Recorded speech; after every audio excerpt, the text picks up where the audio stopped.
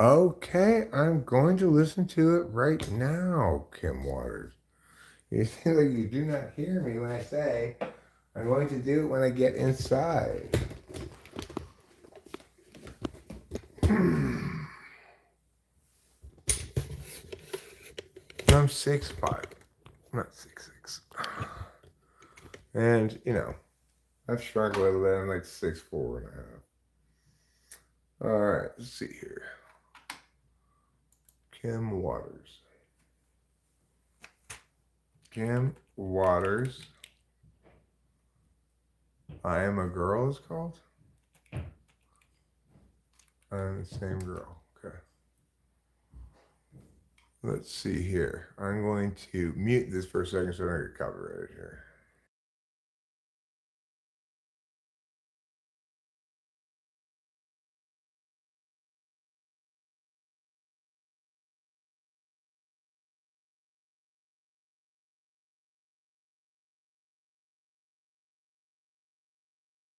You got it. You get a wonder point for that.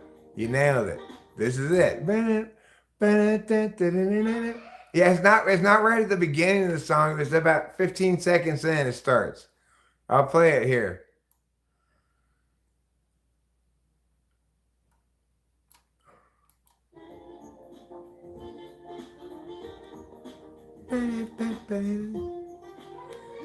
Yeah, that's it. It's Kim Waters. The song is Am I the Same Girl? Is Tyler Cantrell got it. Excellent work, Tyler. Excellent. You well earned that wonder point. And like you showed a bit of an encyclopedic knowledge of music, or you figured out a way to get a thing to recognize it. I never heard of it either. It's weird. It's like I'm not sure I've heard that song. I think it must be sampled in something, I bet. But that's definitely it. I never would have guessed. I don't even know who that person is. Yeah. And it says Kim Waters, Am I the Same Girl? But there's a picture of a dude on the album cover. So I don't know what's going on with that. I know it is. You're right. It is. That's the one. But oh, you mean you know it is sampled?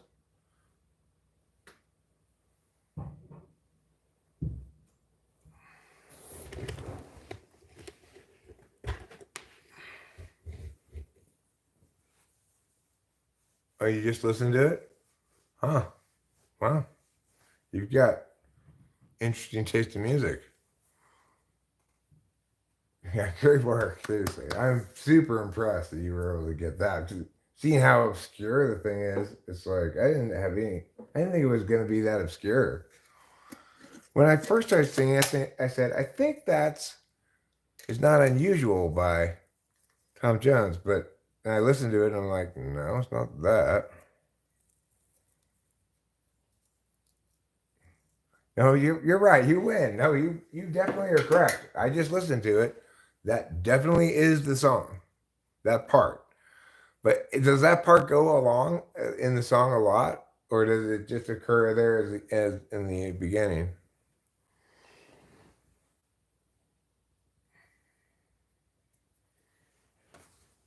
Well, there's no doubt that you got it right.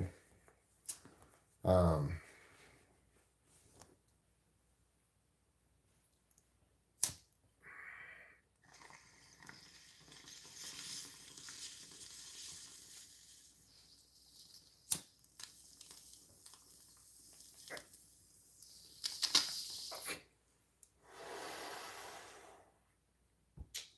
well, now we can all breathe a big sigh of relief. Seems like a lot of people are like, I also know what that is, but I can't place it. So you helped a lot of people have closure here tonight by being correct. And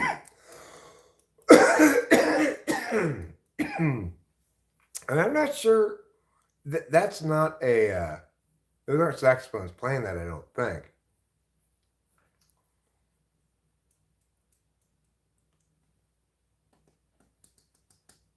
So anyway, I'm glad we know now. That was going to drive me crazy for a while, I suspect.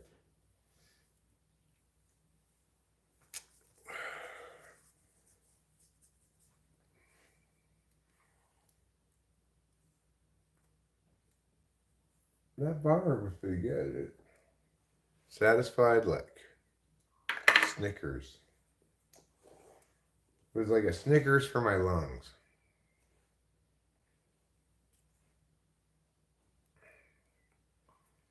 You know, not only are you going to get that Wonder Point, Tyler Cantrell, I'm also going to transubstantiate you a bong rip. What that means is I'm going to pull the bong rip into my lungs, but your head is going to get all of the high. So, are you driving right now? Yeah, no, great, fantastic. That's why you're earning this transubstantiated bong rip. Make sure you're either not driving or you're a regular pot smoker, in which case it's fine. But you know, make sure you aren't currently doing brain surgery or something. All right, here we go.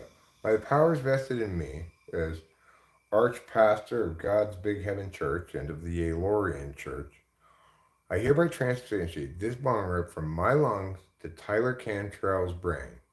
Hallelujah.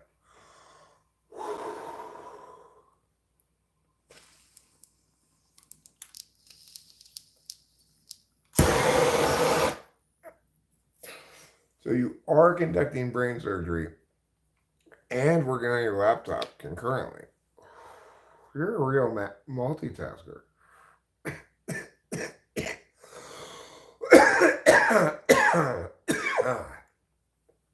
I obviously can't feel any effects of that because it went to you, but it seems like it probably was a pretty good bong rip. Oh, right. Well, good. Because if you hadn't been, dude, it's too late now. Now you're high.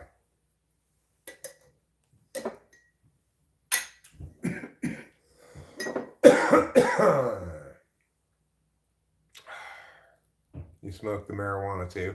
Do you live in England? Is that what you said? Isn't it true that in England they smoke marijuana with like half tobacco in it?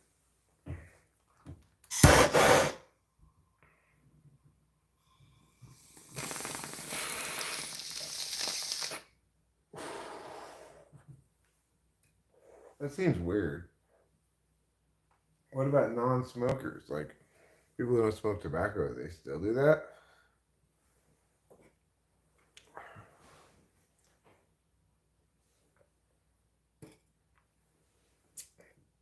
I thought they were called spleefs or something like that.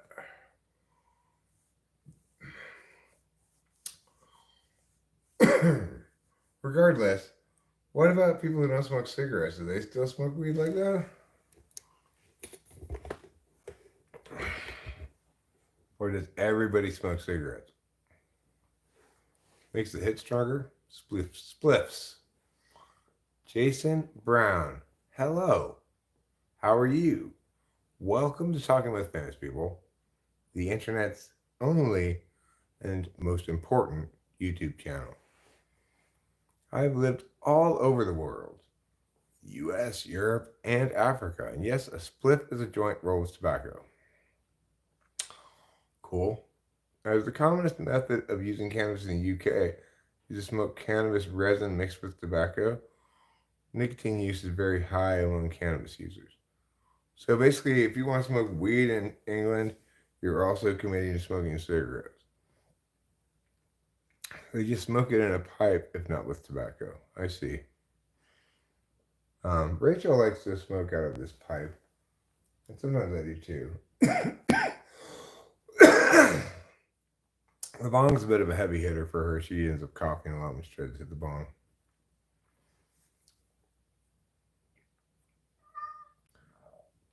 Well, meow to you too, kitty.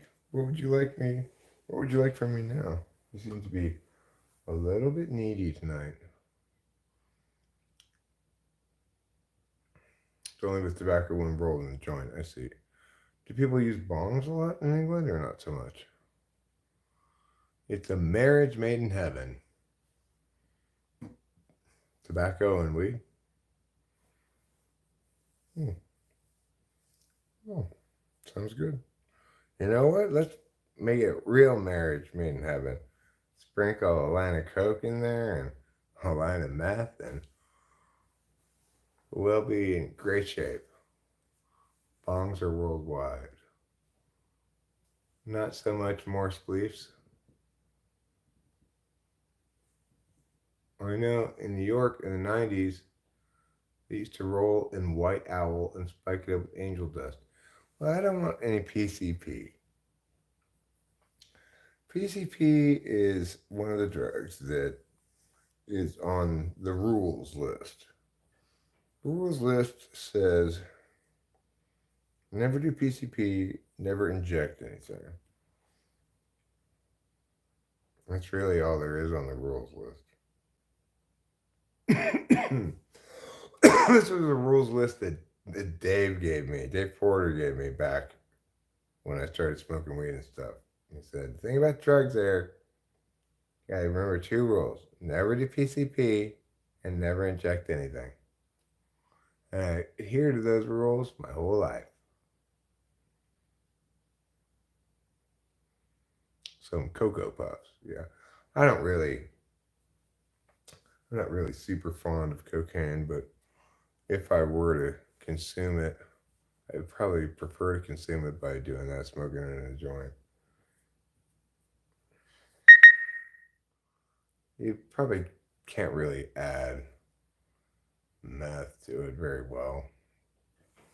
It's too crystally and it's gonna melt. But you can't smoke that way really.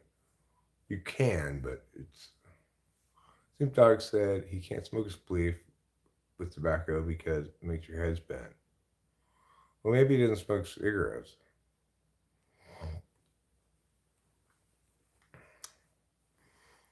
Tyler Cantrell says, very wise rules. I've been down the other path and it's very dark. Never again. Was on news today. Is that true?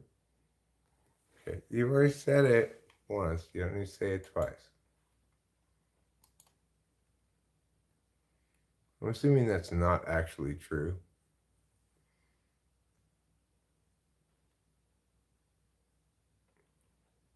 What's called coolie? Oh, you mean the coke and weed? Isn't that like cigarette dipped in PCP actually? A coolie?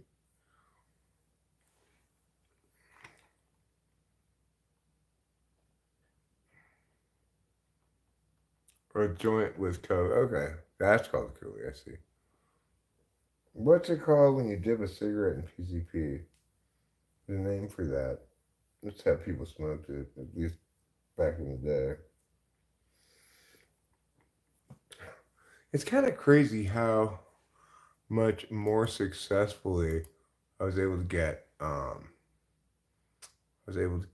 drugs back during the teeth of the drug war in the 1980s, early 90s, than it is to get drugs now. Because from what everybody tells me, you can't trust anything. It's all cut with fentanyl. Obviously, I don't want to do any fentanyl.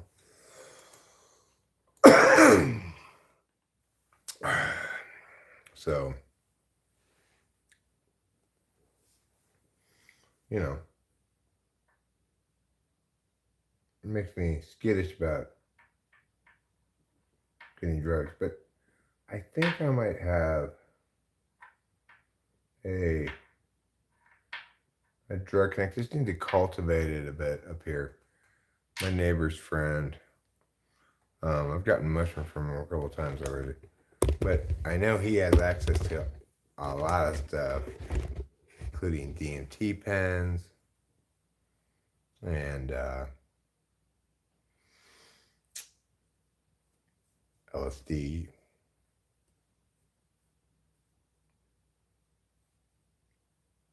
Who knows? Maybe he's got ketamine. He's got fentanyl. So it's actually prescribed by my doctor. Was it hog ozone? Hog ozone? I don't know what that is.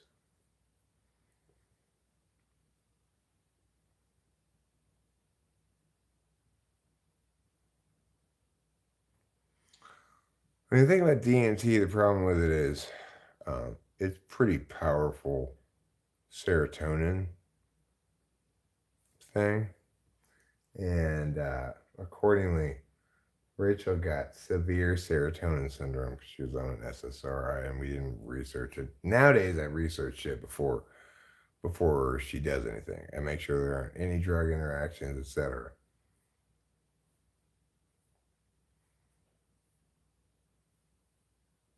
Primo, that's what it's called. Thank you, Tyler. Thank you. There's another one. You got two things that I couldn't remember, and I didn't feel close to remembering what a primo was. The name for primo, but I thought Cooley and was something like Cooley, and primo's kind of like Cooley, you know.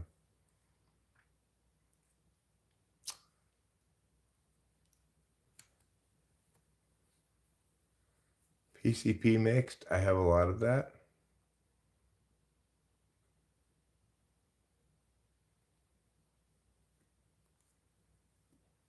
Arabic, Pink Floyd.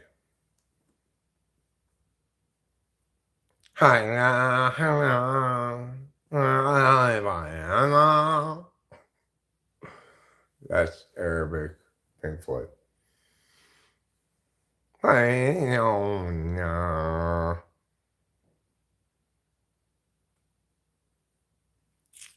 So I know in New York it was a little joint. What was a little joint? A coolie? Coolie was a little joint, and a primo was a large coolie. What happens if you mix a coolie and a primo? You put both coke, weed, and PCP in it. What's that called? A priuli? Or a kumio? A kumo? Could be a kumo or it could be a priuli. Priuli.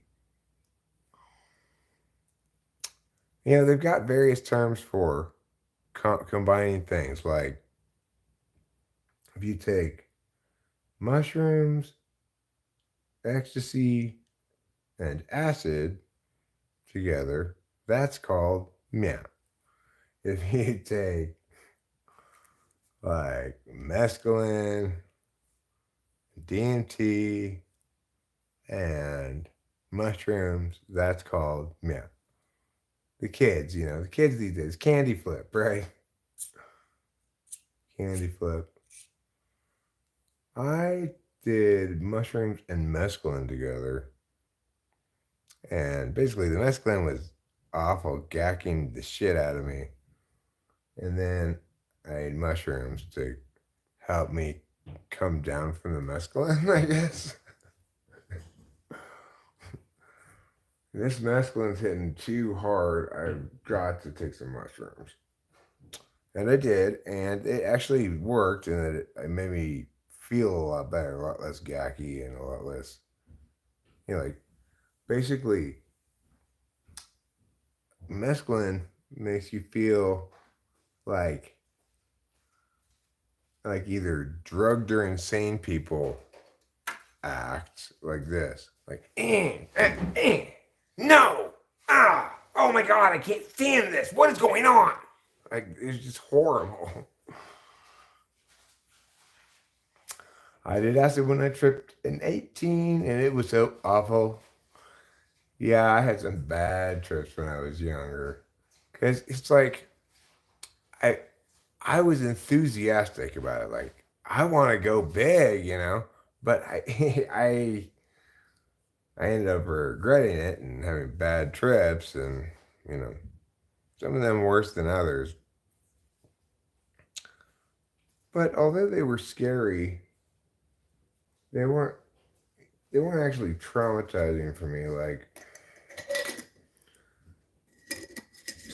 the one thing that was a bad trip and that was traumatizing to me was one time when I took acid in the morning before school. But we had a debate tournament that afternoon, and I had the expository materials. Anyway, your turkey story assessment was a big phony. My turkey story assessment? I don't know what you're talking about. But I said he'll know. He always knows. Peacock.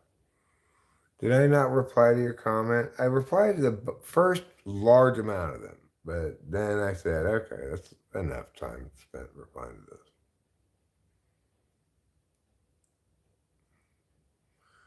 Well, because turkey is the peacock of the woods, are part of the actualization process.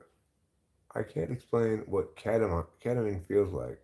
So getting hit by 10 different drugs at the same time. Well,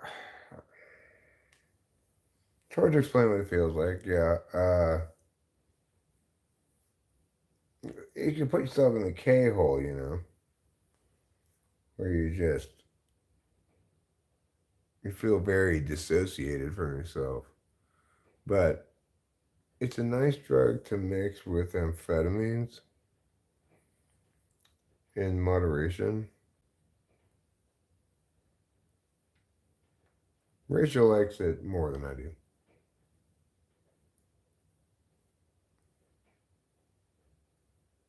If you haven't done drugs, you can't understand. You did, and you guaranteed that it was official, but it was discredited. But it disagreed with an unaccredited for fun web quiz, so I bet you feel silly. I do. I do feel silly now. K-hole is like the world falling away from you. I mean, when I was in the K-hole pretty bad one time in Temple City, I had ketamine and did too much of it. I found it very frightening, very scary. I didn't like the dissociative quality. I kind of liked it when I didn't do too much back then. Um, but I definitely didn't like it when I did too much. And now, more recently, when I've done it, I've had a much more positive experience with it. I think it was because I was on more speed.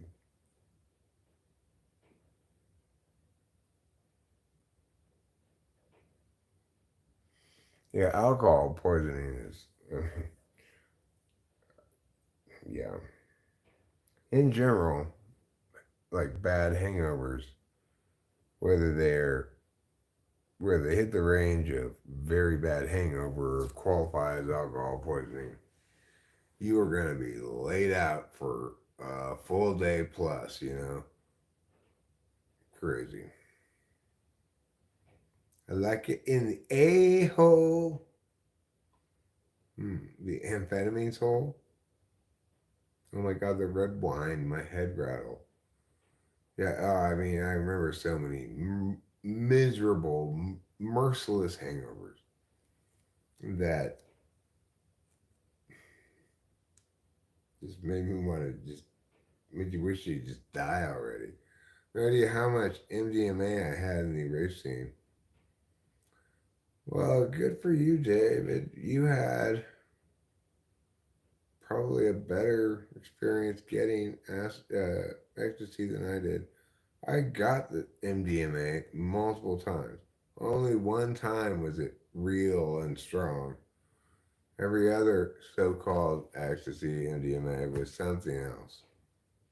It was one thing that you couldn't reliably get. Like you can reliably get acid and mushrooms. I mean, you know, Back in the day when the Grateful Dead were still touring and or Jerry Garcia band, you could go to any of those shows and they were somehow this magical um, drug enforcement free zone where like you didn't have to go 10 feet into the parking lot with before you start getting, people going. I mean, people try to be kind of undercover about it, like, how's it? How's it? You could get whatever there, man. It was super weird given that it was during the teeth of the drug war. If you drink alcohol, you should chase it with Gatorade or some type of vitamin electrolyte water, and you can have a less adverse hangover. Well, that's true, but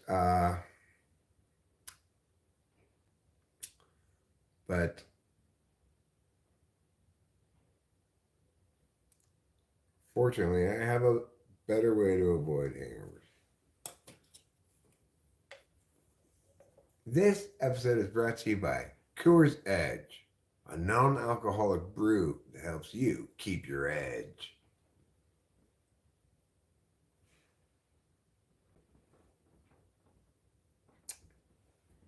Well, Tyler, different places probably had different experiences of the quality and availability.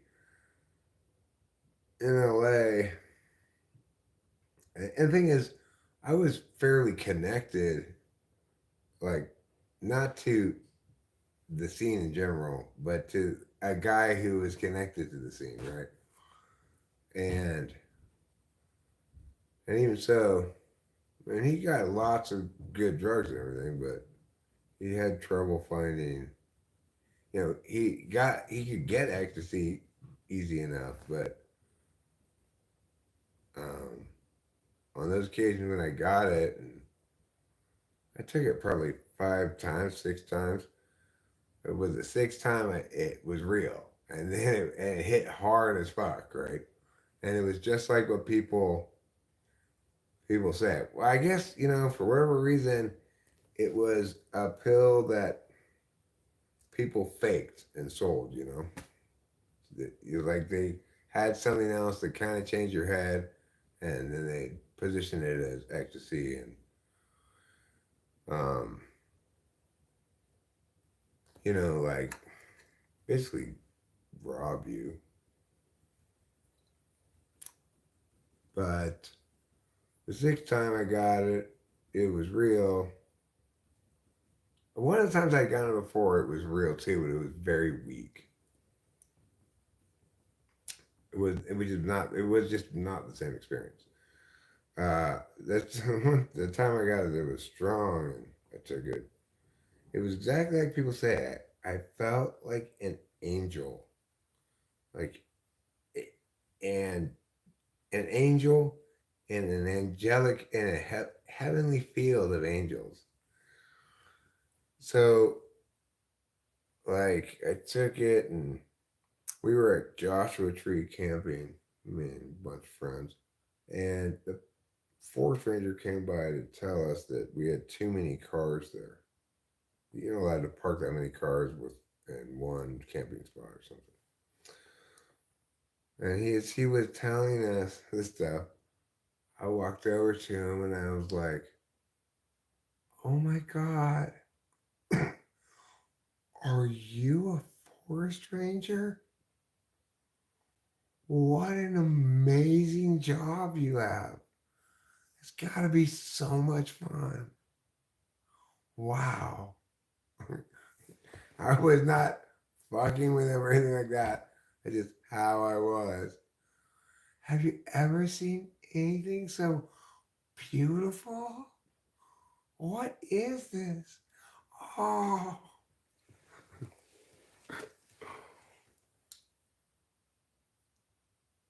Well, I want you to know that you should not do nitrous oxide. Don't do nitrous. It's not good. It'll damage all of your nerves in your foot and up your leg if you do it too much. So don't do nitrous oxide, you munch. You putch. Don't be like me. Don't make the mistake of doing too many whippets and giving yourself neuropathy. You know, it's like, how does it feel to take shrooms? Shrooms have a very predictable arc. So, like, but, so you start, you're coming up, right? The ascension from when you eat it for up until as long as an hour, you're ascending.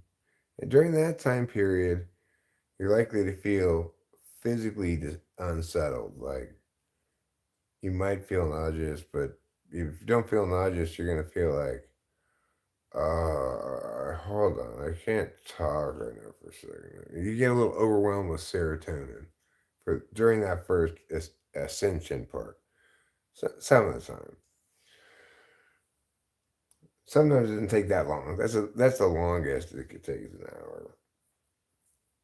Then you reach cruising altitude, and you all that physical stuff.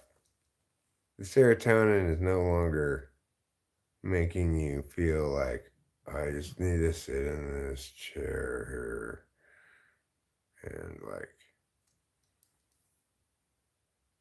maybe get a blanket. That stuff goes away, and then you trip. And I these days typically don't remember my mushroom trips very well. Well, if you can spread the word, Charles Darwin, they will. If they keep doing it, they will eventually give themselves neuropathy. They'll damage their nerves permanently. Base speed is strong. Strong. What's base speed? Base speed is strong. Oh, you never tried meth? Well, let me tell you a little something about meth. It is wonderful. It's a delightful experience of, oh shit, I'm, I'm me, I'm alive, I'm alert, I'm ready to accomplish a few things. Now, let's go get this whole house painted in 36 hours. We'll just start right now and it'll be busted out in a quick 36, you know?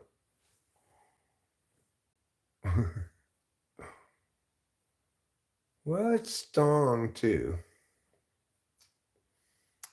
The thing is, meth is, depends how you do it somewhat. If you smoke it, it's a somewhat different high than if you snort it or eat it. Snorting it and eating it are more or less the same high, except your nose doesn't hurt when you eat it. I remember when speed was a thing, then we got meth, totally different things. What do you mean, like speed as in dextroamphetamine or Adderall?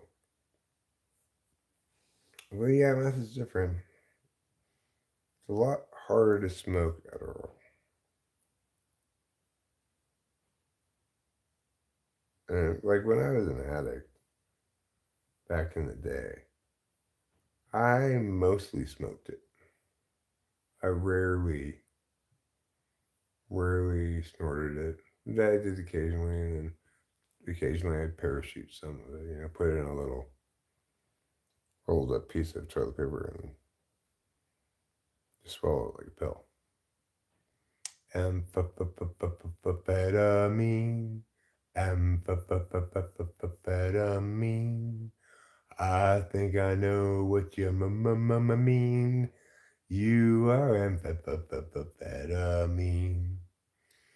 I've never been to meth, but a buddy of mine used to dose his Pepsi with it and drink it. Yeah, you can consume it like that. You don't have to go through the torture of snorting it. But my favorite way to do it is to hot rail it.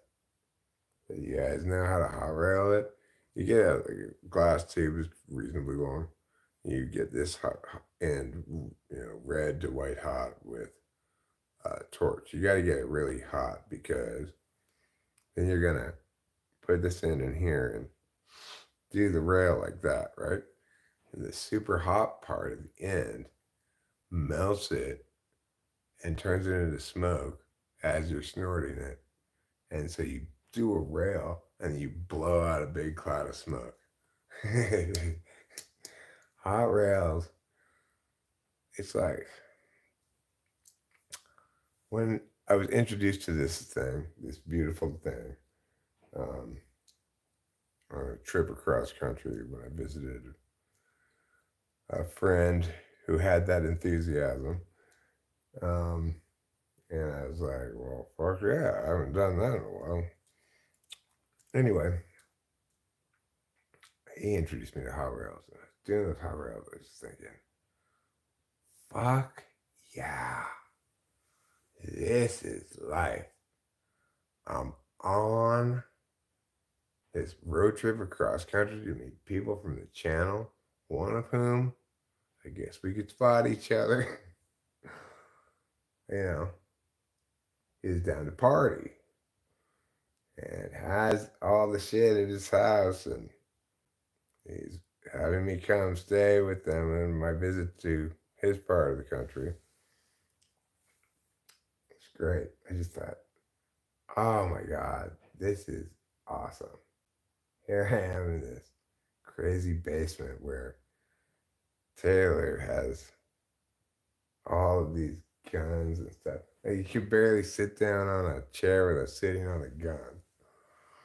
Um, and he had this table that was just covered in meth, and he just cut up these big rails and fucking hot rail. It was crazy. It's great. It's a great night. The difference between meth and crack is uh, crack's a much much worse drug. Like if you do crack, the high lasts a very short amount of time, and then you need to do crack again. You smoke meth, smoke a couple big bowls of meth, like big lungfuls of it blowing out, and you're gonna be thwacked for hours. Personally, I'd rather deal with someone on H than on meth. That shot is insane. I never shot up meth or anything else.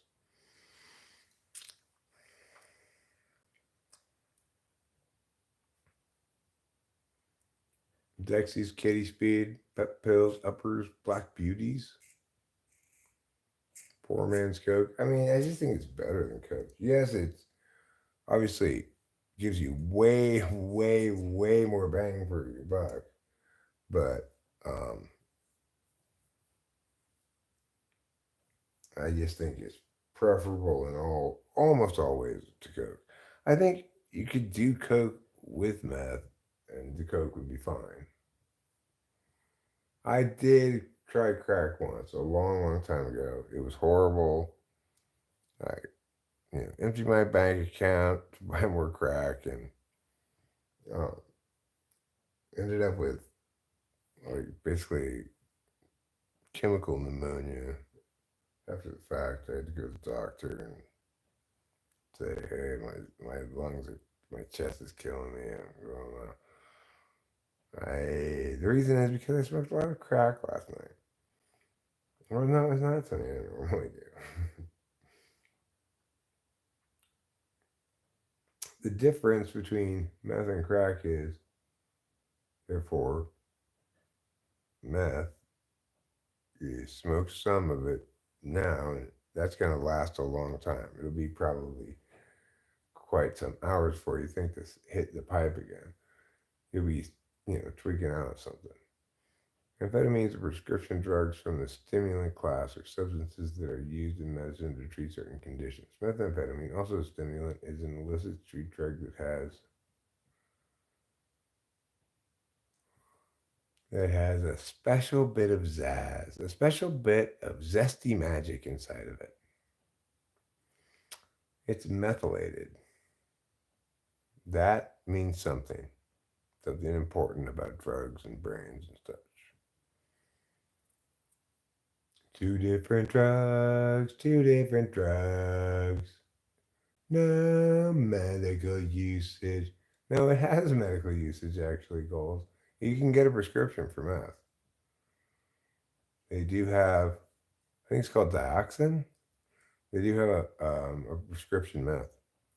I also was under the impression that they don't have,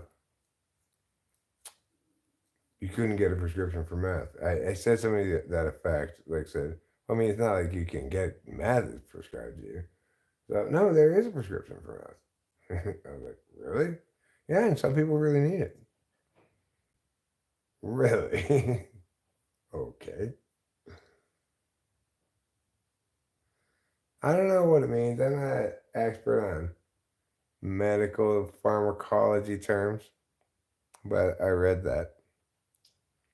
It's something, it's like, they add this to the molecule, and it probably involves how it engages with the blood brain barrier differently, or how it impacts how long it takes to be processed out of the system, something like that.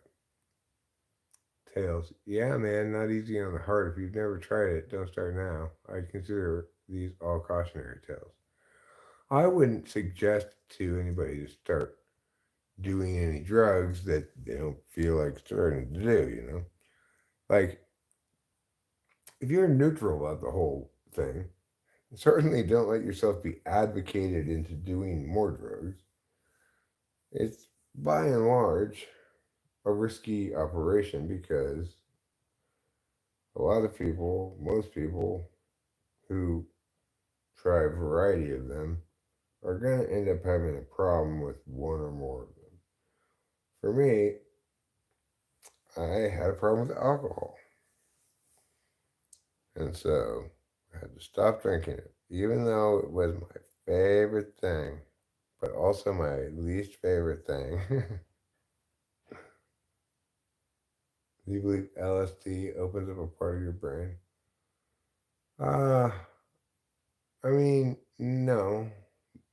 It does impact the way your eyes see things. So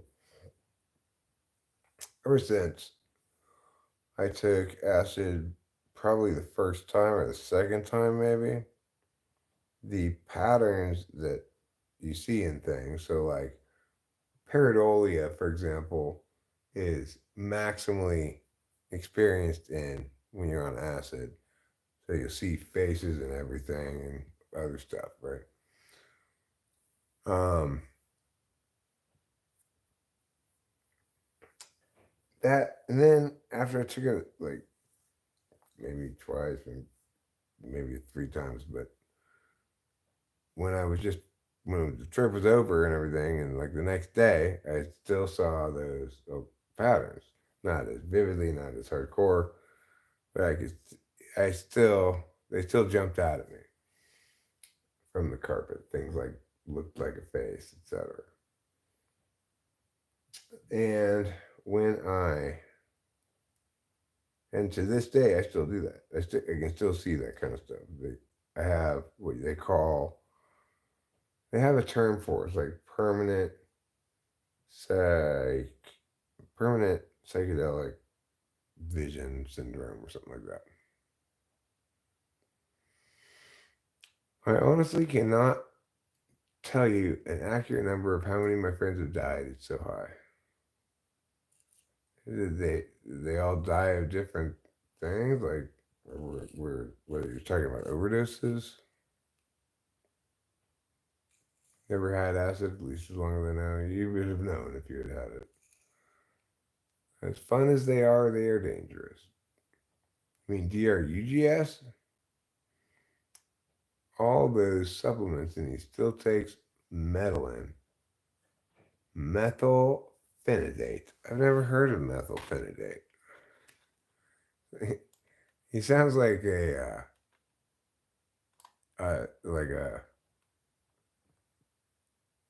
like a temperance, a guy from temperance time. Methylphenidate.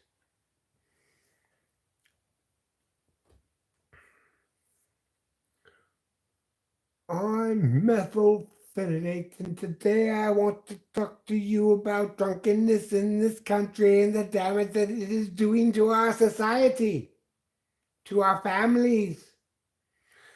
This country is a God-fearing country. We need our men to be dragged away from the sin of alcohol and towards the curing truth of the hearth.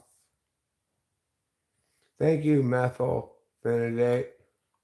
You did a great job with your speech. Methylphenidate is used as part of a treatment program to control symptoms of attention deficit hyperactivity disorder. Is it an amphetamine?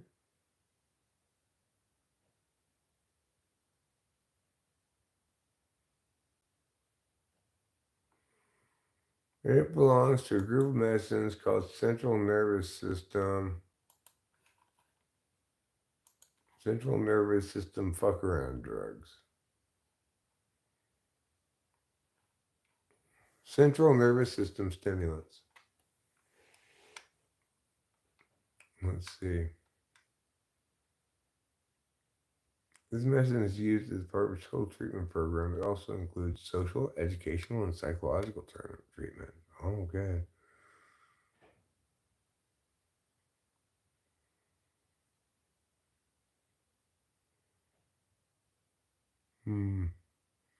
Doesn't seem like it's an amphetamine. Like, how does it work?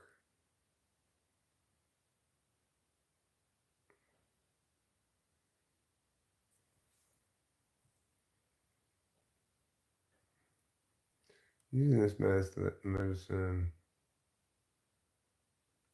not usually recommended, but may be required. In some cases, if both medicines are prescribed, doctor may change the dose or how can use one. And this includes amphetamine and Wellbutrin. Using this medicine with any of the following medicines can cause an increased risk of certain side effects. Carbon, blah, blah, blah, blah, blah. I'm not taking that. Ethanol. Should not drink alcohol if you're on this medicine. And special instructions about the use of food, tobacco, or alcohol. Alcohol. Yeah. I tell you about these other problems. But what kind of drug is it? It's like, I don't get it. How does it work?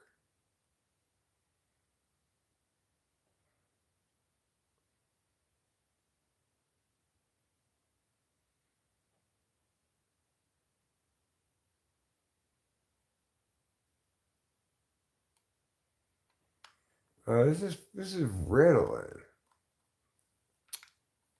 How silly.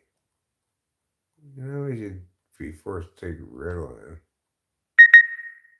Talk about a shitty form of speed. I took this stuff, Concerta, at the beginning when they first got prescribed stuff. I don't want your methylphenidate. Methylphenidate. I have a problem with women being signed up to selective service. Enjoy, ladies. What's selective service? Is it a place, is it a service provided by a place to select things for you? I'm having trouble choosing. Well, welcome to selective service. The primary pharmacological effect of both amphetamine and methylphenidate is to increase dopamine and norepinephrine activity.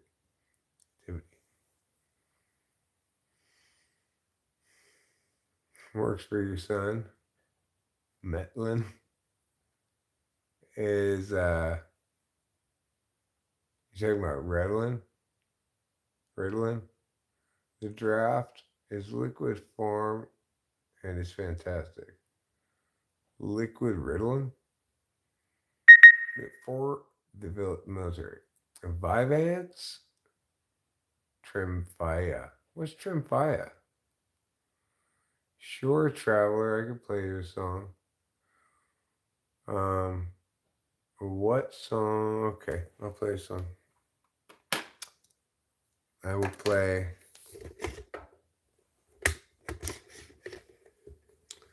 I will play 100,000 million years ago. That's a long time ago. That was probably before you were born, the traveler. But I will play it for you so you can know what happened in the distant past. 100,000 million years ago.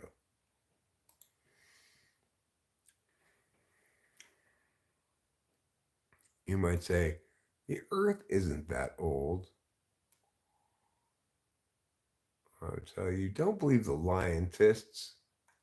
Scientists, but they're liars, you see. They love to lie about how old things are. Oh, this is 50,000 years old. Pardon. I love it so much. You know, that's how they sound, right? They sound exactly like that.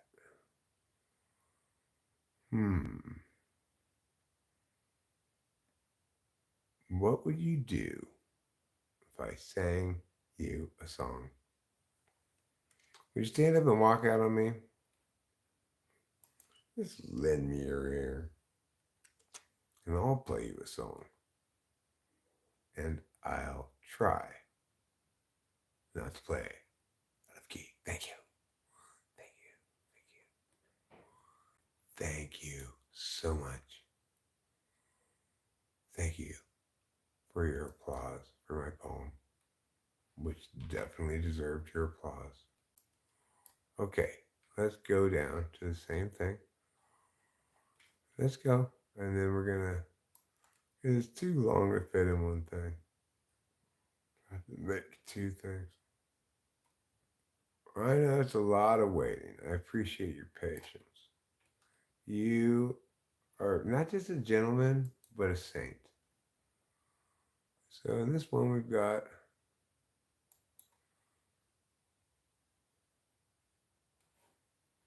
right here, so close. Okay, I'll just use this one and I'll make it go up a little bit.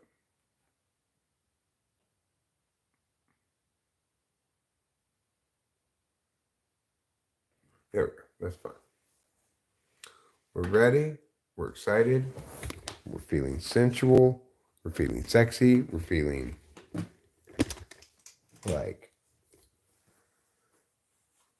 we got a new lease on life thanks to my recent spa day in which I pampered myself.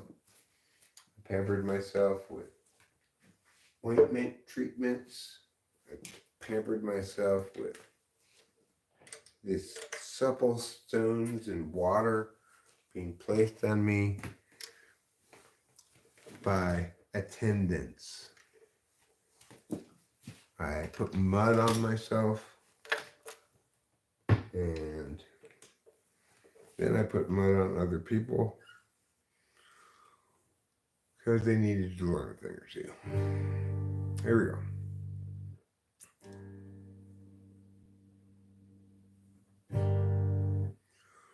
It was 100,000 million years ago. Time ran slow. Nobody at the show. Place the slabs below. Let them go. They will start to grow. More years ensue and tears gnashing through. Oh, holy slabs come to view. Unchangingly true. Eternally new. But when the slope appears in charge today, it blends in larger other ways. If there's a chance now, one's quick to check, but don't get caught standing on deck. The slope presents a fork. It's not easy stopping short. Too far along to turn around. Perhaps the better course was headed ever north. Now there's a fitter force. Enemy ground, enemy ground. It was 100,000 million years ago. Time ran slow. Nobody yet to show. Place the slabs below. Let them go. They will start to grow. More years ensue with tears gnashing through. The holy slabs come to view. Unchangingly true, eternally new.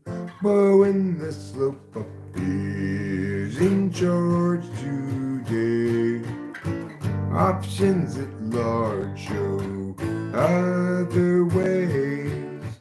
Take a chance now, once quick to check, but don't get caught standing on deck. The slope presents a fork. It's not easy stopping short. Too far along to turn around. If perhaps a better course was headed ever north. Now there's a fitter force. Enemy ground, enemy ground. I hope you like that song. Called Enemy Ground. It's written by me, Eric. Now I'm going to play you another song. The song is called El Nino My Ass.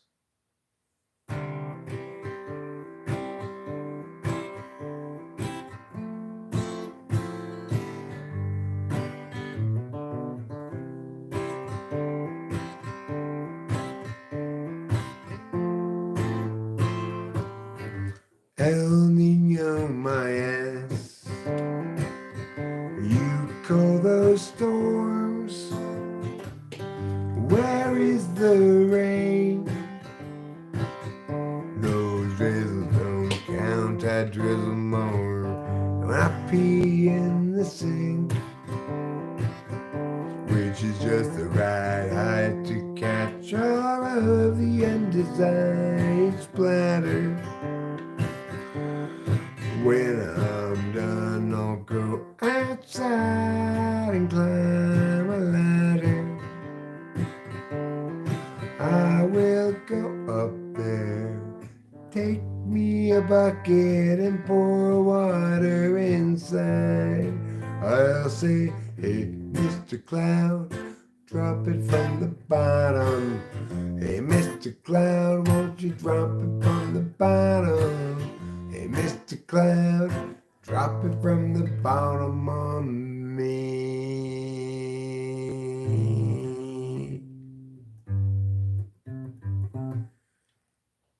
Yeah. Like that, Eric, like that. With all of those parts, but done properly. Okay, now I'm going to play more songs because I feel like it. So good job getting me to play one song. Now I'm going to play more songs because I feel like it. Even if you're like, no, don't do it, I don't want it. Too bad. That's what we're doing right now, okay? So you get to just have the dulcet tones of Eric's melodious throat noises to lull you into the most blissful of sleeps. No good comes from skating on with them whom you'd mistaken for the one.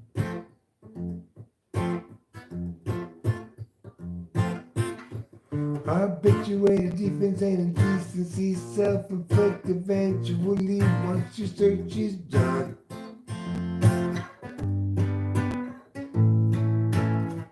Driving in the car last night, we had a massive fight. Each insisting we were right and the other one to blame. So when you pulled that stunt, I screamed something awfully blunt. My words were as wrong as They were dumb and I burned my share of shame.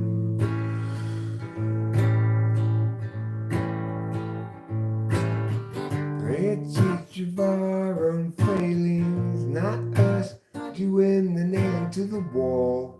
We fear so the others sailing off with the best they life and all. You can trust me and I can trust you though. Now the trust ourselves much true. The love lays deep between you and me. At least about that we can both agree. We're driving in the car last night. We had a massive fight. Each insisting we was right and the other one to blame. So when we pulled that stunt, I screamed something awfully blunt. My words as wrong as they were dumb, and I've earned my share of shame. My share of shame. Which is, about 5%. She was at fault in full, really. I'm generous saying I had 5% share of that shit.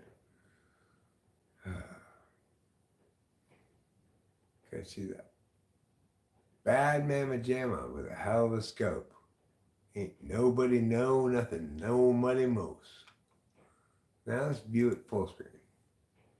We'll see this one. We're going to play this song. It's called the Goby Weatherman. And it's about the importance of using the agave plant to predict the weather.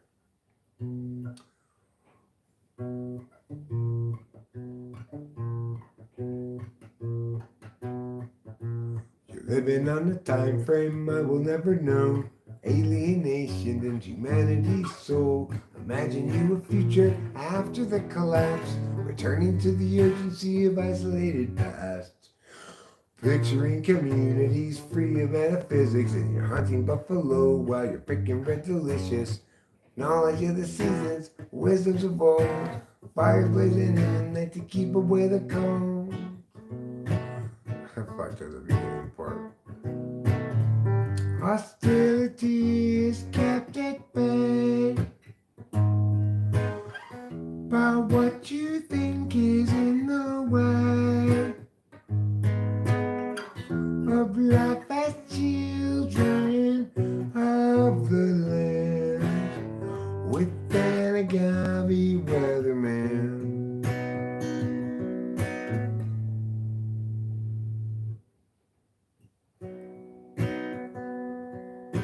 Imagining a history that never could have been. You lecture at the college, advancement is a sin. Lamenting disconnection in every corporate act.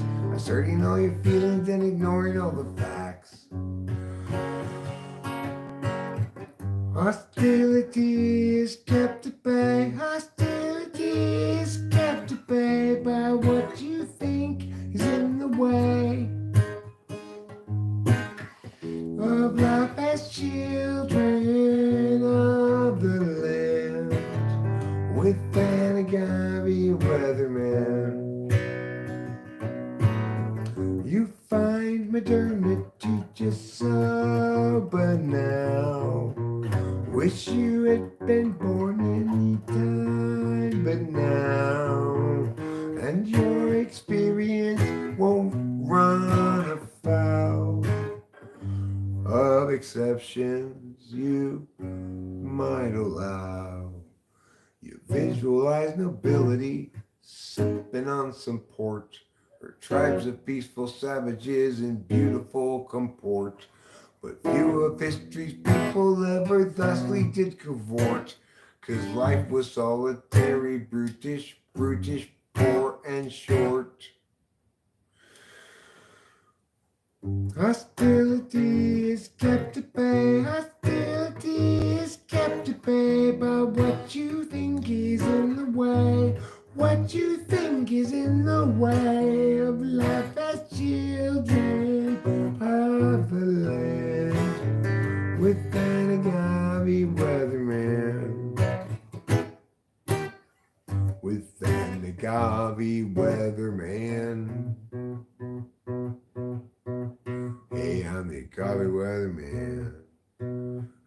weather alert for you and your band. You should go and listen to what I say. I'm the Goby Weatherman. I can tell when weather isn't planned. I can know 100 years from now. I'm the Goby Weatherman. Don't come across my van and say, what's going on, a Goby Weatherman? A Goby Weatherman. Listen out. A Goby Weatherman, come to the house. Convince my grandma that you ain't no louse. Everybody knows, everybody sees a Goby Weatherman with me. That's not part of the Goby Weatherman song, obviously. But it was an addendum called Goby Weatherman, what's up? Let's go. Let's try another song. Let's do it. Let's try this one. I like this song a lot. It's also a little challenging to play, but it's fine.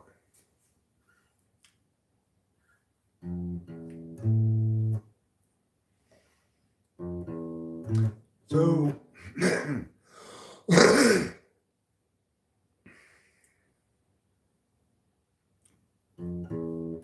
so he came here with her, and what's the big problem that you can't endure?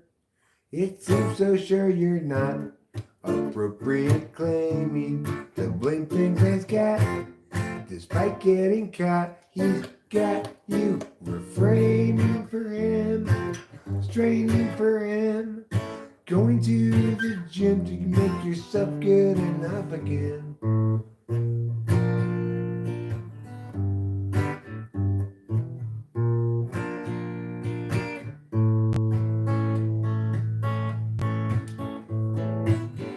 Yeah, you guys both have lost invested. That's not a reason to stay around.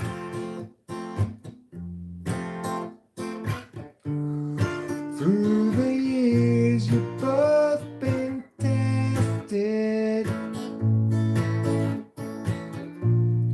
Time to move up, find higher ground. So he came here with her, and what's the big problem that you can't endure? You seem so sure it's not appropriate claiming to blame things on Scott. Despite getting caught, he's got you reframing for him, straining for him, going to the gym to make yourself good enough again.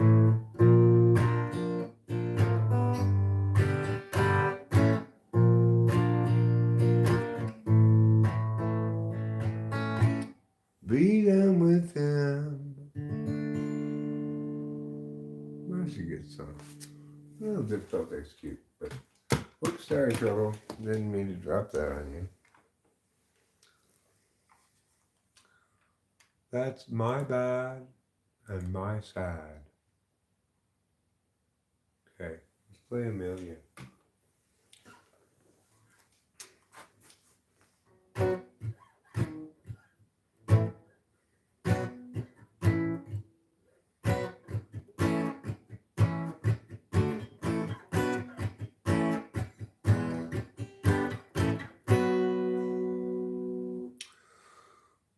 Amelia,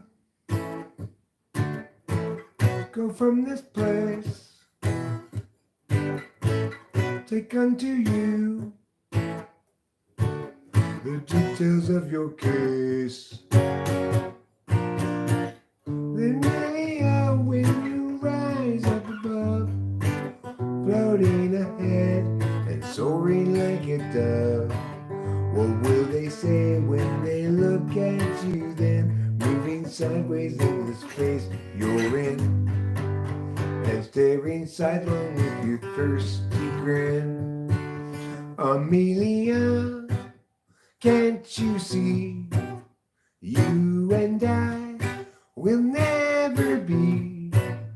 Amelia, yet you're still free. With too much opportunity to leave out in the rain, Amelia. Amelia, we're watching you fail for sure. No matter what we do, Amelia, when you rise up above, floating ahead and soaring like a dove. What will they say when they look at you then? Moving sideways in the space you're in, and staring sidelong with your thirsty grin. Amelia, can't you see? You and I will never be. Amelia, yet you're still free. With too much opportunity to leave out in the, too much opportunity to leave out in the, too much opportunity to leave out in the rain, Amelia.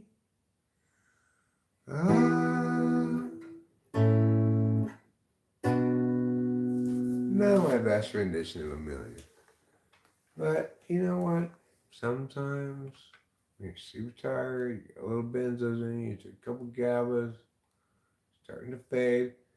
That's okay. It's okay for me to be imperfect today, okay? Stop calling me history's greatest failure. I don't like that nickname.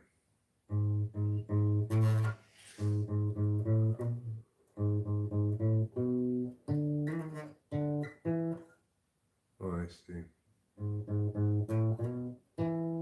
Right. What's the matter with Chad? Is he terribly bad? Is he rather like Dan, who's a hell of a man? He's sort of like Jill, who can't pay a bill. Rather like Jack, just stuck on the facts. What's the matter with Sue? Will she know what? I like that tempo, but it needs to be a little bit faster, I guess. What's the matter with Chad? Is he terribly bad? Is he very like Dan, who's a terrible man? Is he sort of like Jill, who can't pay her bill? And rather like Jack, just stuck on the facts. Matter with Sue? Will she know what to do when they bring attitude? Does she know ingenuity? She talks about you whenever we go walking. What's the matter with Bryn? Is she living in sin? She's been hanging with Jim, he's looking terribly thin. What's the deal with Frank? Stealing fish from a tank, he's colluding with you. They're talking to Lou. What's wrong with the ladies? What's the matter with men? From the feelings of Katie to the coldness of Sven. They talk about you whenever we go walking. Paths that lead to lesser days, paths that lead to lesser days. Still spill out the overwater, still spill out the overwater, and whoever's left that's still okay. Just tie the sails to the mast. Are you angry at your kin or at Neville again? Don't bother with Cam, he's practically dead. Focus on art, medium hurt. What's the point of her lids? Did she fail a quiz? What's the matter with Drew? Will she know what to do if they bring attitude? Will she show ingenuity? She talks about you whenever we go walking. Plans that lead to lesser days, paths that lead to lesser days. Spells spell out the overwhelm, spells tell out the over, and whoever's left that's still okay. Just tie the sails to the mast, 'cause each of us have much and bravely sent. Throw up the hands, stiffen the chin. Catastrophe looms heavy overhead again. Time's gone will never be again. Thank you, darling. I'm not bothering you, am I? No. Okay, thank you. Cool.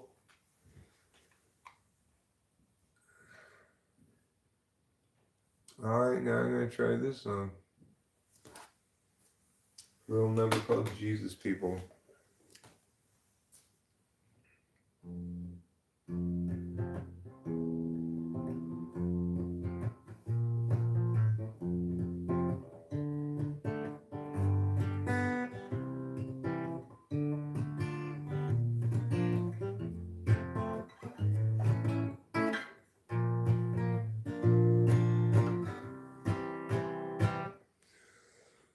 If Jesus was people but absent of sin, he must then have struggled with regular men and women, of course, when they too were present.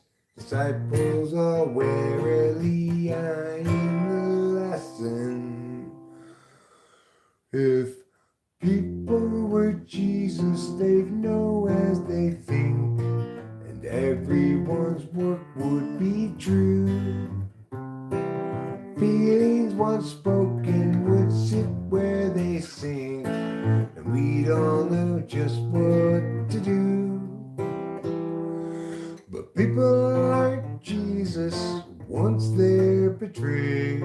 The easy believing forever is lost. Maybe naivete is not to be saved, but the wise pay a terrible cost.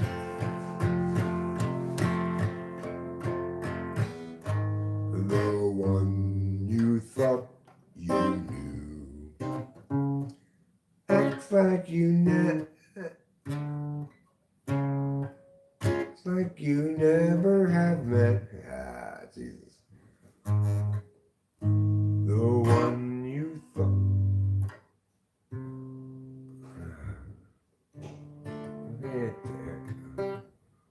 Yeah, that's okay. You know, it's hard to play music on Klonopin.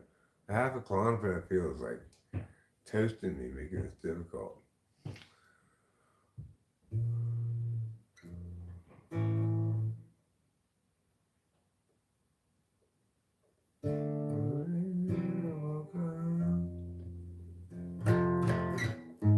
The one you thought you knew acts like you never have met.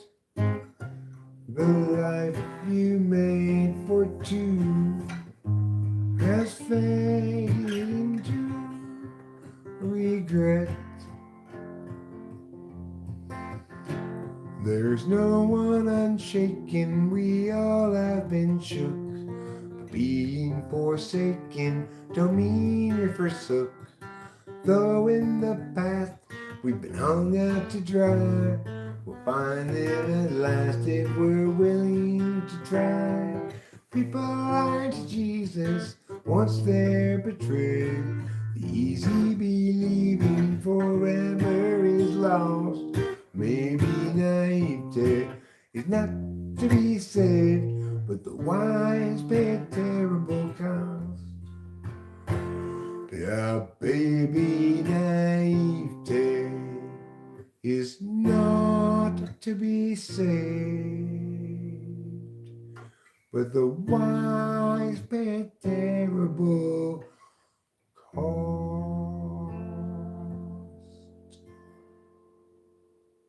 It's $1,000 per minute. It's terrible, terrible cost. So I didn't play that one very well. But, you know, I still exist. You guys say, you don't exist anymore now because you suck. Listen, I can both suck and exist.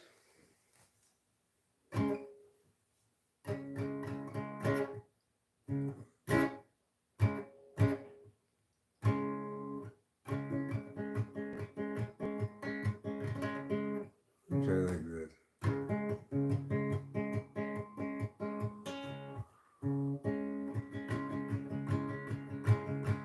Too much noise, or too much noise in the distance. Right.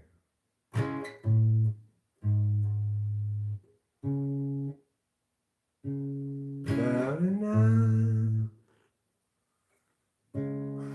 The comments fucking me up. I can't seem to pull this shit together. And too much noise, or too much noise in the dance stream. Loud enough to disrupt everybody's dreams. The frustrations meet, mistakes are made, until it seems everybody's just throwing shade. I won't be another casualty of other people's well-intentioned rules. I used to think that some tomorrow there'd be time for yesterday. It's not the sort of thing that one can borrow. No one willing still to lend a day. Your uncertainty is implicit, but just like an unexpected visit from a bunch of men all dressed in blue suits. I won't be another casualty of other people's well-intentioned rules. I used to think that some tomorrow there'd be time for yesterday. That song is my bugaboo of a challenge. I don't quite know how to play it. I don't know what to do with it. Anyway, you don't need to hear me complain. You can hear me complain anytime. You know, it's one of the most common activities. Let's try 30,000 days. Sure, why not? There we go. 30,000 days. 30,000 days. Too many expectations, not even worth a damn. 30,000 nights, sleep off intoxication. Otherwise, you won't escape the plan. I've wasted half my days trying another's ways, Who can tell me my priorities? That's a hard song to get to. Knows the key. Tired of doing it wrong.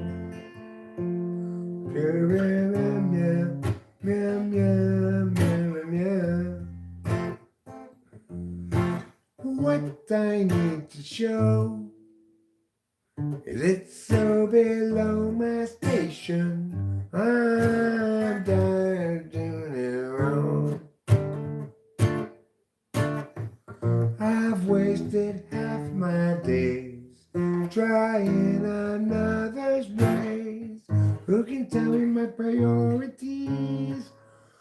Is there anybody knows the key? 'Cause I think I'm doing this wrong. Yeah, I think I'm doing this wrong. 'Cause I think I'm doing this, doing this, doing this, doing this wrong. Horrible. I have really a diminished capacity with the Lonnie in there, just being tired too. Nevertheless, I'm gonna force out a couple more songs that feel like it, such as this one.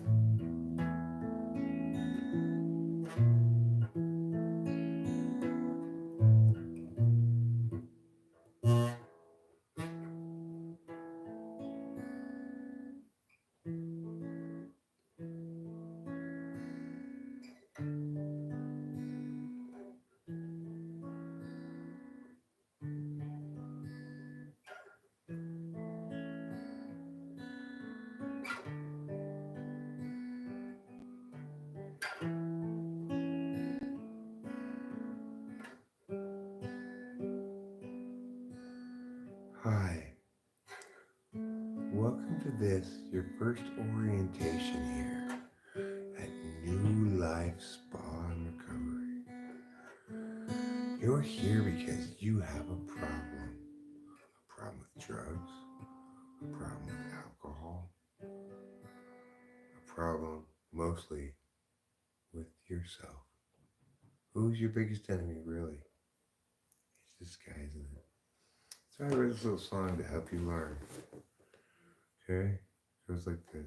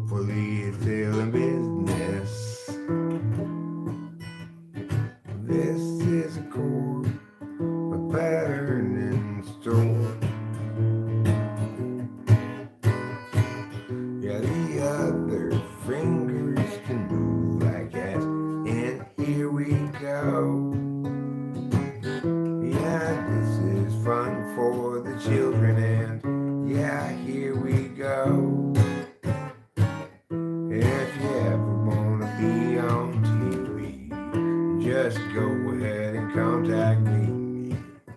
I'll listen to your story and tell you why I can't help you. I can't help you 'cause I'm out in the biz, not radio or TV media blitz. I'm not in the New York Times or the New Yorker magazine. Equally pristine and elegant in their appearance and their assessment of New York City. Anyway, what was I saying back then? I don't recall, I guess that's a bad sin. I know that you can see what you want to see. Here it is though, here it as it has to be.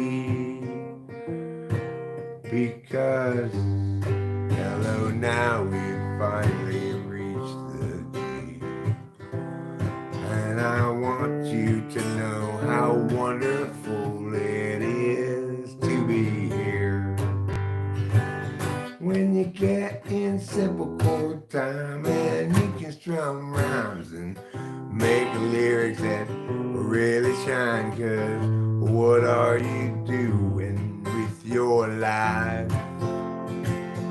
Stop wasting it away on important things and gay grammarly responsibility.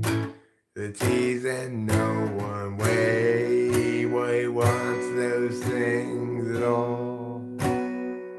No, they don't.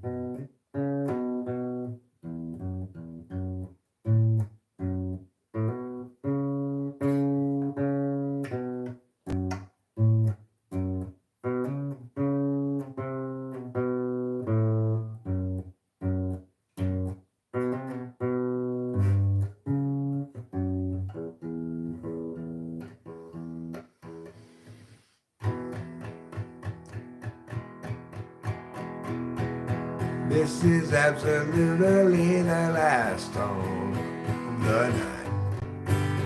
If it turns out alright, I've been playing, making up songs for the duration of the night. Is that alright?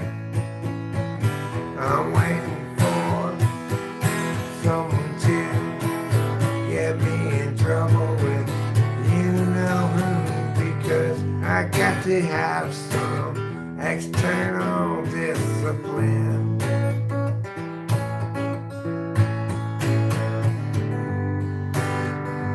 Got to be something deep within. I hate myself so much, I wish that I were dead. Somebody come here and shoot me in the head. I'm constantly laughing the tears of failure. Constantly laughing the tears of failure. That one, yes, right. Oh, look at me, hating myself. I've done things that aren't healthy. I thought that I could get away with it, but no, nobody listens, because they say I'm not pissing truth, and they're wrong. But even scientists, yes, fancy scientists, agree that it's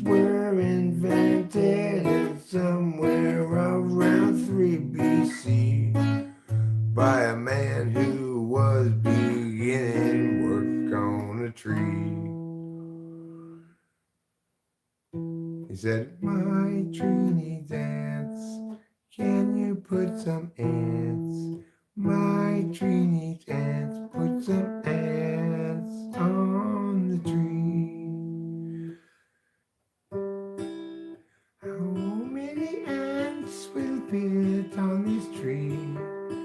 I see 1 and 2 and 3. Do you think?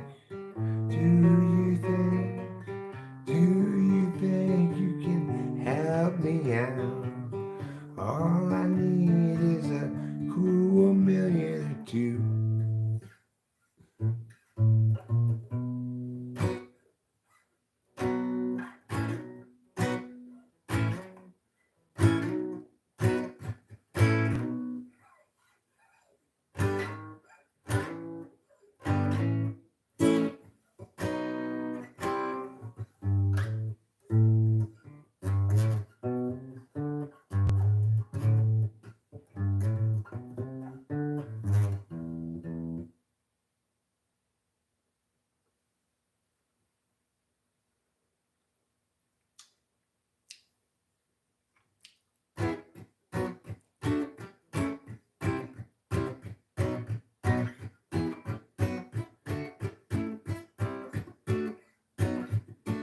We need to know.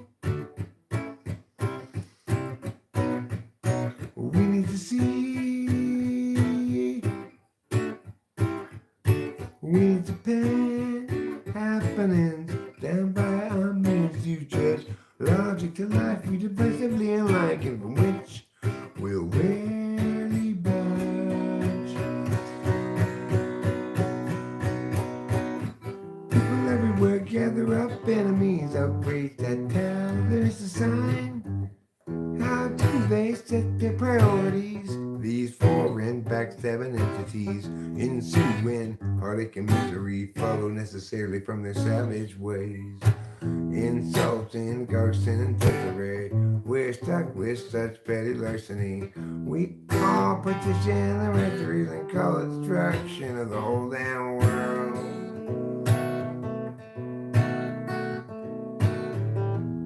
Truly shared now her limits, hoping Judy would too.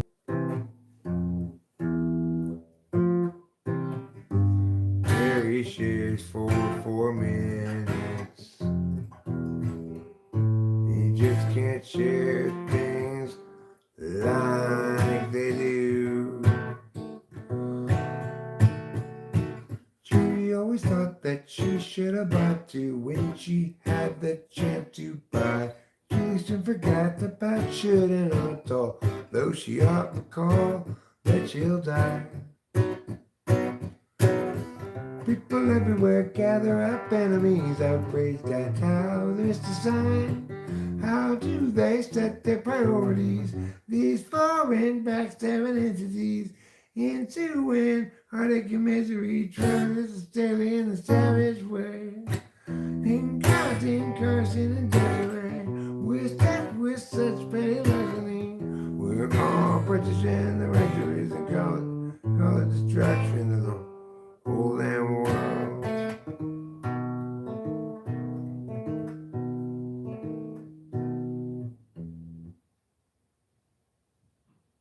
So close to going to sleep. I'm going to play another song or two.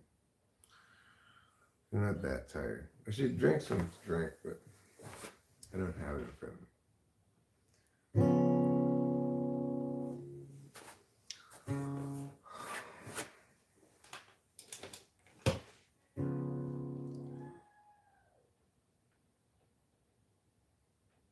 Rachel?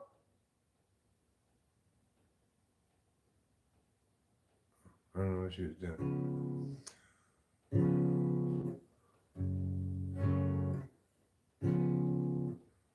Gerald has a thought. Gerald has a lot. Gerald has a plot to get the margarine tater tots. He's got a good idea for a name-changing business. Thinking now about what to call Christmas when they hire his firm to change that name.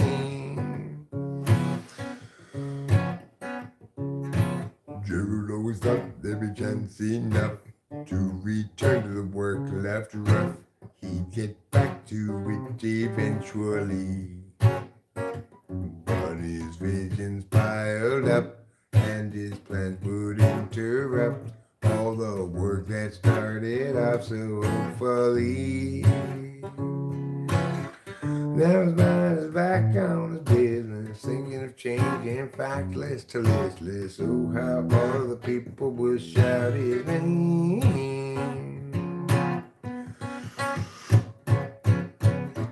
And Gerald knows he understands everything better now. He won't provide explanation regarding the why or the how.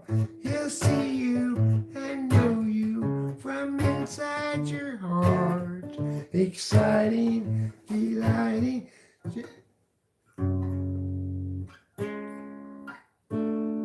Gerald plays his part.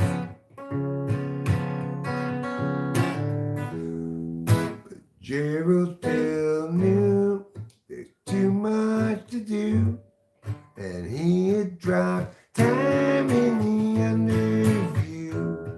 Too much to rebut, so where now and what? Too much time spent in picking the skew with you. Now Gerald has a thought. Gerald has a lot. Gerald has a plot to get to Marjorie's tasty spots. He's got a good idea for a name-changing business. Thinking now about what to call Christmas when they hire his firm to change that name. You love it. Gerald has a thought. Yes, you love Daddy playing. You're a good boy. Even though you're a bad boy. You sound so good. Thanks, darling. That's because I went to Juilliard Music School. Oh, did you? Yeah. I studied jazz trombone there.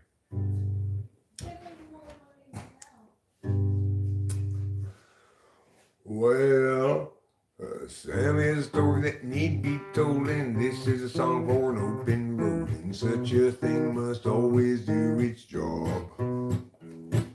She married up Jeb and turned 19, 4 years in and 3 kids weaned, weary now and questioning the path.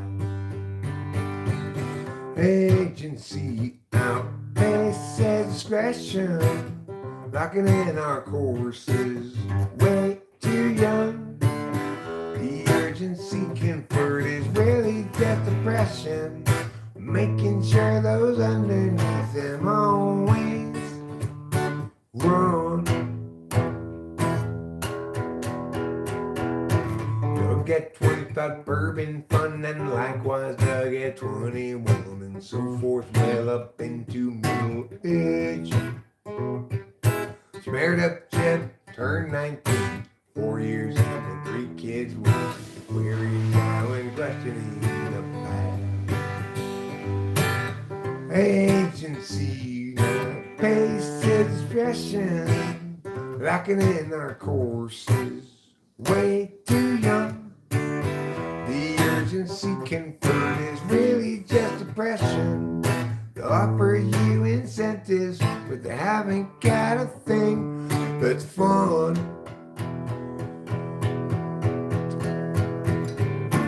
Everybody's panicked about the kids. Ooh, wow, ooh, I lock 'em up with extra dexedrine. Ooh, wow, mathematics produce success, or impose more unjust duress. Agency outpaces discretion, locking in our courses way too young. The urgency conferred is really just depression, making sure those underneath them always run. without consent. It's really just oppression. But parasites surviving on the wages earned by lying. Well, they feed their fear of dying. Yeah, they feed upon the futures of the young.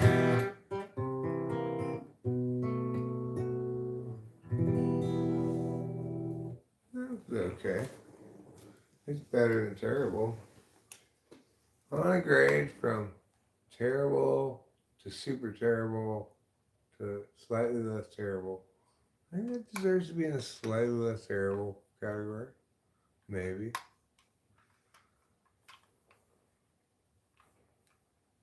Kind of like a continuation school A.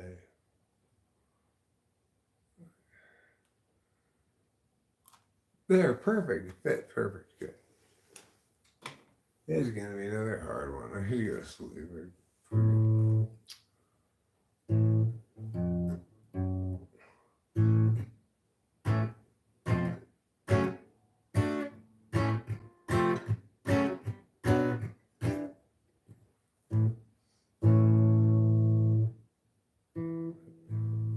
Anna's from the eastern. Santa Anna's from the east are blowing, driving on this mountain fire. Grant and Lana had best be going, they got it down to the wire. Now everywhere apocalypse hung heavy, as the truck was piling with ash. But Lana got the dogs in the Chevy, and Grant counted out their petty cash. If times are ending, then time is bending. Flames rush down from the sky,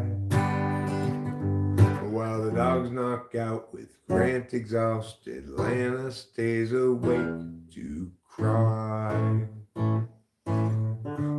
120 up at Labor Day, and that means cooking meat outdoors. Guy got distracted and Trier got away. Now from Bradford to Arcadia, they curse his name. Fire chased them down across the incline till they reached the foothills below. Found a room cheap for the night online. At least now they had someplace to go. Tomorrow they'd evaluate their options, now that their life had burned away. Lana's sister has a place in Laughlin, wasn't really any more to say. If times are ending, then time is bending. Flames rain down from the sky, while the dogs knock out with Grant exhausted. Lana craves awake to cry. With the dogs knocked out, with Grant exhausted, Lana stays awake to cry. What a horrible rendition of that song. I am really not able to play it as well after too big quality. That's strange, but not a terrible thing. I feel relaxed, Relaxed like an African relaxabot. One of Africa's most famous animals. And least talked about. See if we can do this one a little bit better. Oh, well, he's Pucker Tart Lemon Squeeze, the friendliest guy that you will see. Yes, he wants to be your friend, but he comes from around the bend, and it will be a while till you see you again. He's Pucker Tart Lemon Squeeze. I'm so bad with the guitar. Pucker Tart Lemon Squeeze is a friend to you and me. He's international delight, favorite go-to riding guy. He's international like him, and also busy like his friend, the beaver bee.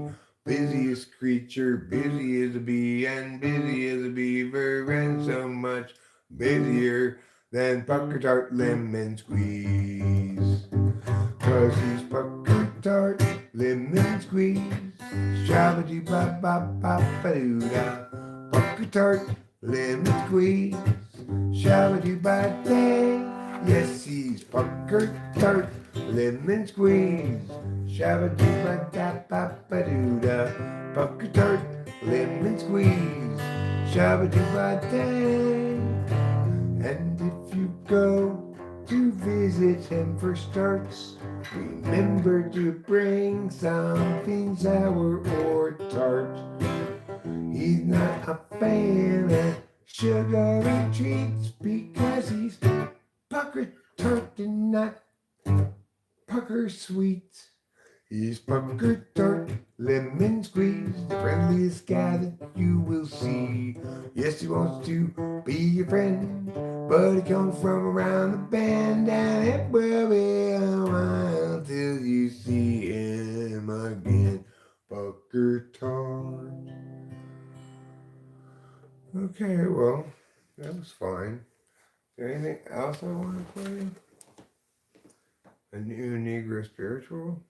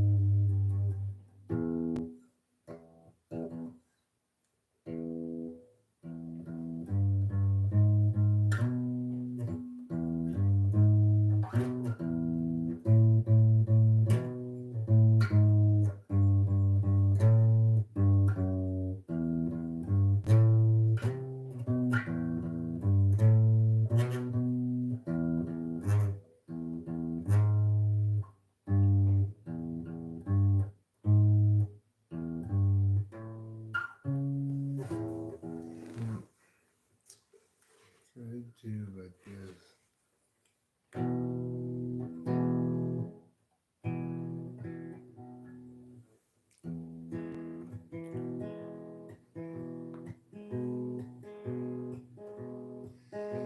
It's been a very, very long day.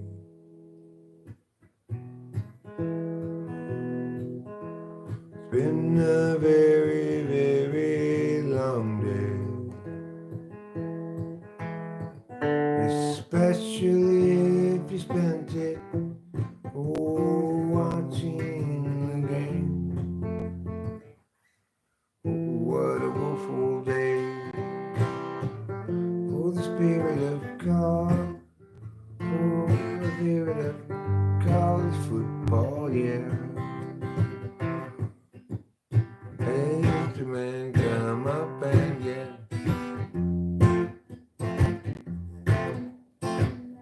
gonna get some treatment at that gynecologist. I don't need to go to the gynecologist, 'cause I don't got no gyna for gynecology. I don't know who they are, these so-called doctors of gynecology is not my ideology, but I don't object if they fix her. My problem when I'm talking to doctors, I want to push back answers. I want want to hold their feet to the fire.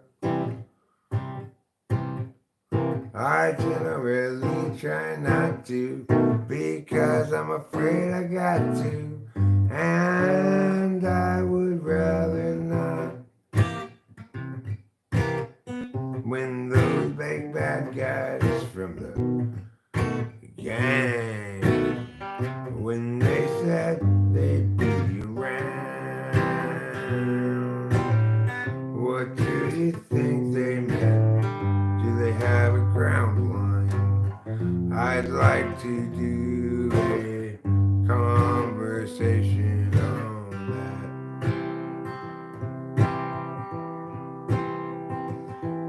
But you know we don't have a train stop. You get to anybody off it. You think about how many people are gonna complain.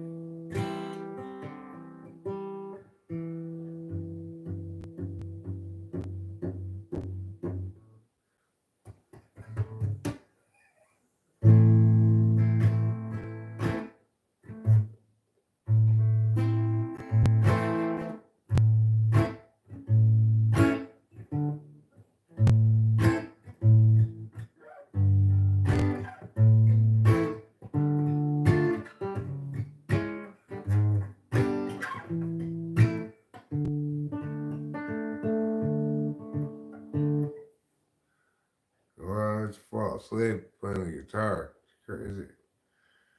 Not normally so sleep necessitated.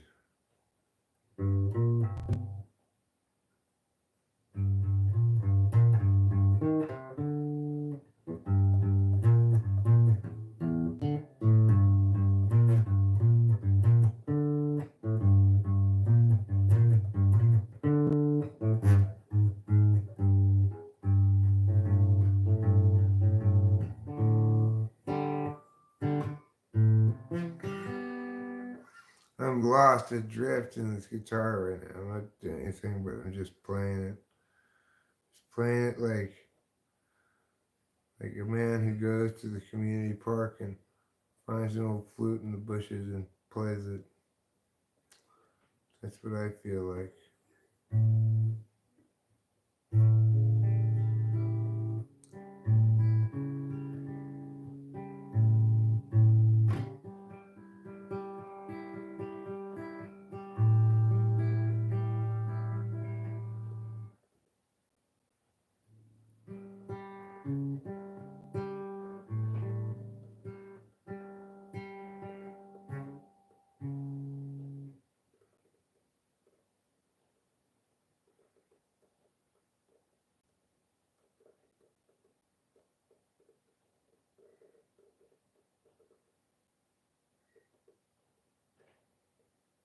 I'm still actually I have to figure out about it.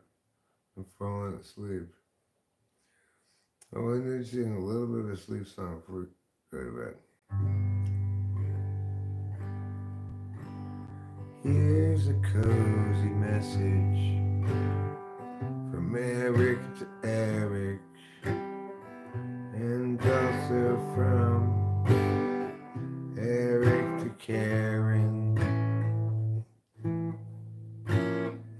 That's not gonna work.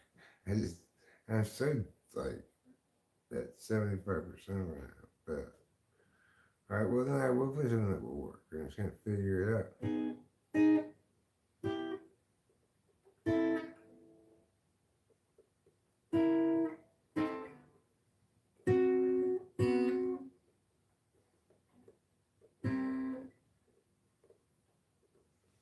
I can't figure this out right now. Let's see. Shut.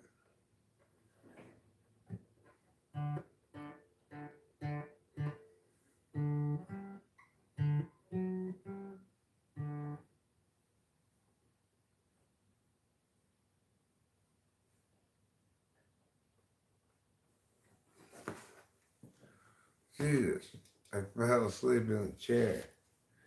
All right, it's time for me to go to bed, everybody. Good night. Thanks for being here.